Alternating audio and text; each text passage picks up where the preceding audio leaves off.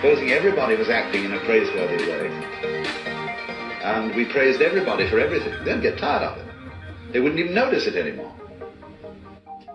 So long as you're going to get a kick out of being praised, you've got to go around blaming too. It's very simple. But if you see the folly of that praising and blaming are just creating each other, then you don't praise and you don't blame. You just dig the whole thing.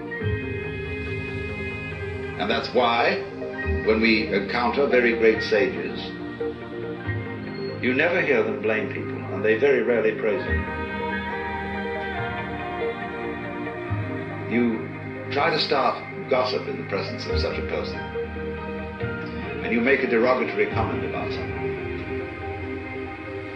It's as if you had thrown a rock into a well and heard no splash.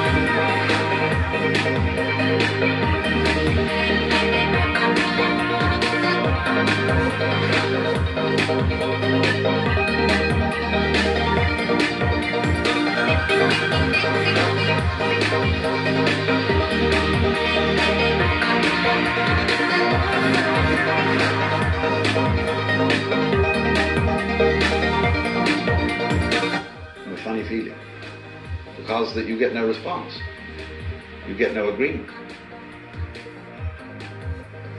And if you praise somebody, there's also likely nothing to be said, except perhaps some remark that, of course, you're praising the beloved in all its manifestations.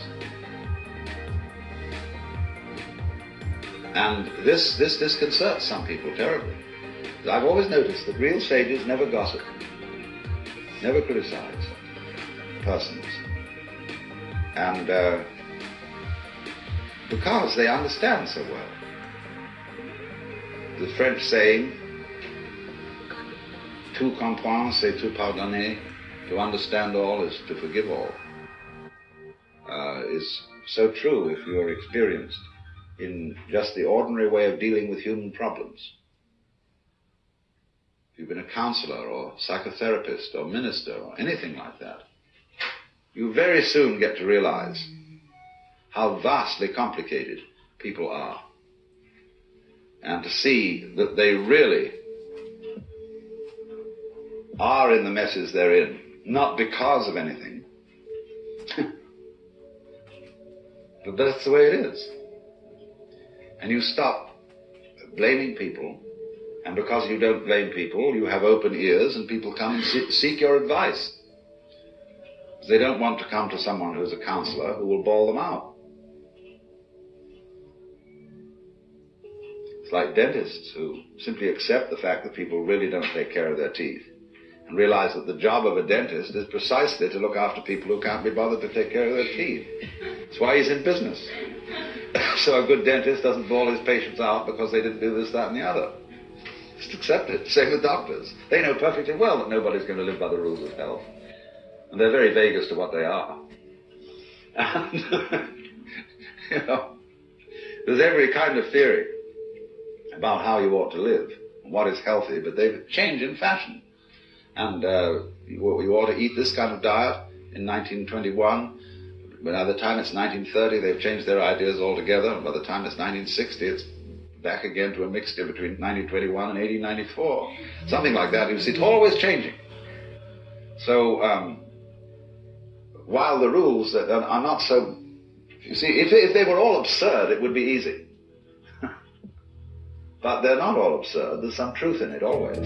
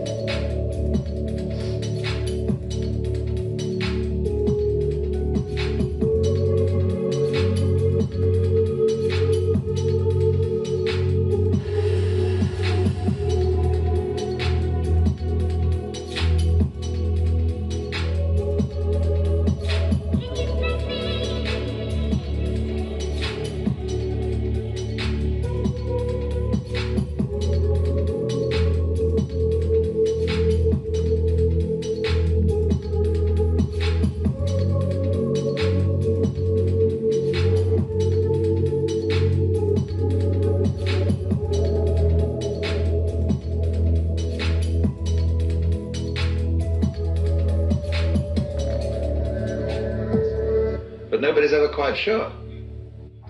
So the function of healers and doctors and so on is just to do what can be done to stop the mess getting too messy. And they must accept it as that. That's their job. If I were healthy, I'd say to the doctor, I wouldn't need you. So you're in business.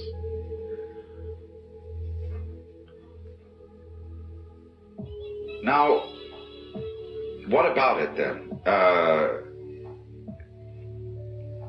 We have difficulty in seeing this mutuality of our relationship to the rest of the world